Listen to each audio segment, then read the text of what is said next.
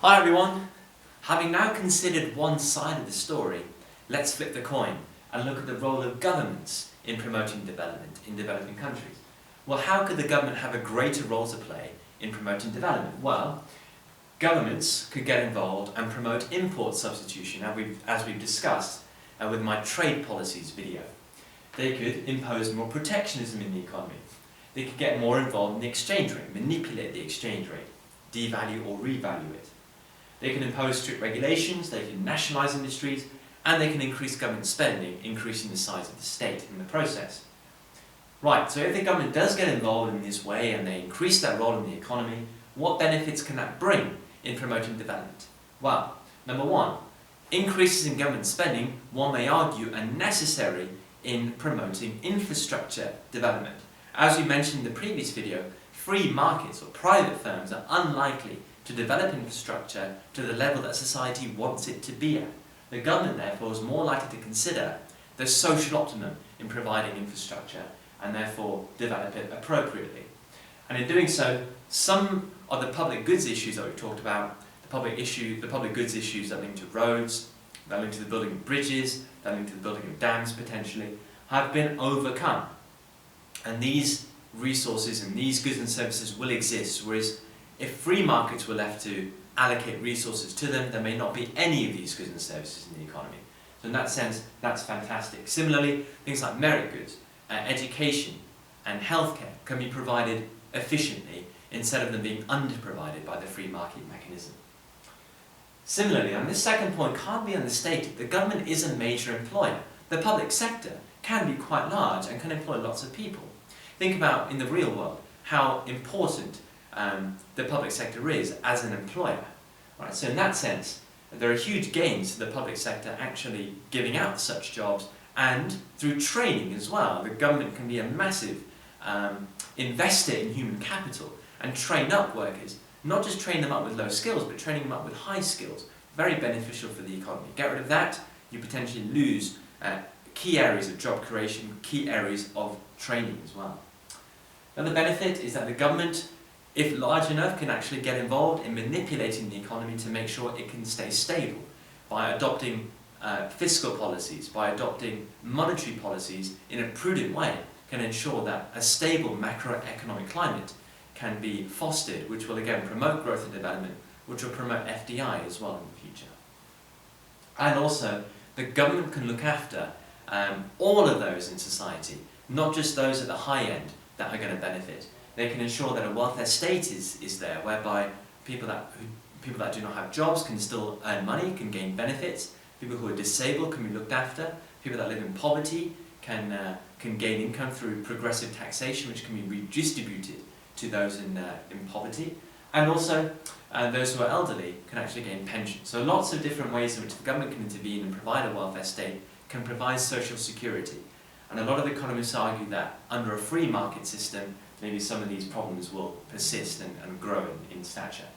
However, issues with over-governance and too much government intervention can be, number one, major issues of bureaucracy, major issues of inefficiency within government, and major issues of corruption.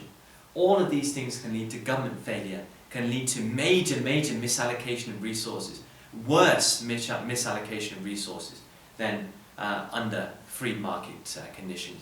And if these things take place, that's going to hold back development. It's going to mean that societies do not progress, they actually go backwards instead of moving forwards. Not good.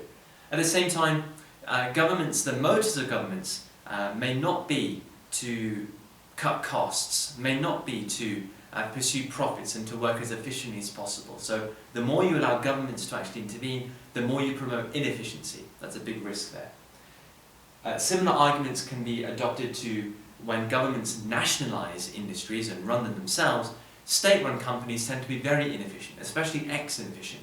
The lack of a profit motive means there is no incentive to drive down costs, to pursue lower prices, to try and maximise profit in that sense. As a result of that, consumers may suffer from higher prices, industries may be loss-making and need heavy subsidies, which again is going to be more costly than if private firms are running them, and that again is against the interest of society. It will again hold back development if these things take place. And through high government spending, if that's not controlled, if the size of the state gets out of control, the potential of indebtedness becomes a big problem. The issues of large budget deficits, of large national debts, become a big problem. And we've learned through my indebtedness video why the problems of high debts can actually hold back development and can cripple developing countries if they're not careful. And what it also might promote is pumping money into the economy and trying to get rid of debts through increasing the money supply. We've seen through history how detrimental that could be for developing economies as well. Alright, so bear in mind the positives of government intervention, the negatives of government intervention. Think of it in terms of, right, I know the negatives of market-based approaches to development. Well, those negatives are going to be the positives of government intervention, and similarly the benefits of market intervention will be the negatives of government intervention, right? So think of it very much as a two-sided coin, where one side is going to be the other side for the other policies. So then when it comes to kind of evaluating and making a judgment as to whether markets should be left to run freely in promoting development, or whether governments are necessary in promoting development, in truth, a mixture of both is probably the best way to go. If we can find a way to allow markets to run freely without some of their major limitations, like protectionism abroad, like the problems of income inequality, then great, let's allow markets to run freely. Similarly, if we can allow governments to actually run, where the limitations of government can be looked after, so maybe government's running, yes, but with a majority private system to make sure that inefficiencies within government will not take place. Or maybe if we find a way to make sure that we can hold governments accountable so that corruption doesn't take place, then again, having a strong government may well be beneficial. So that's a good way to finish your essays. Government intervention can be very beneficial as long as these things are taken care of, these limitations are taken care of.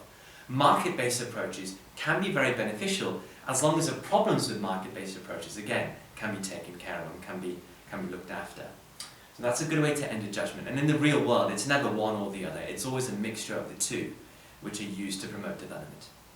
Thanks very much for watching, guys. I hope that all makes sense. That wraps up my development section. I hope now you understand development and you're very confident with development. Very interesting stuff. I look forward to seeing you throughout the remainder of my macroeconomics and development playlists. See you later. Thanks very much.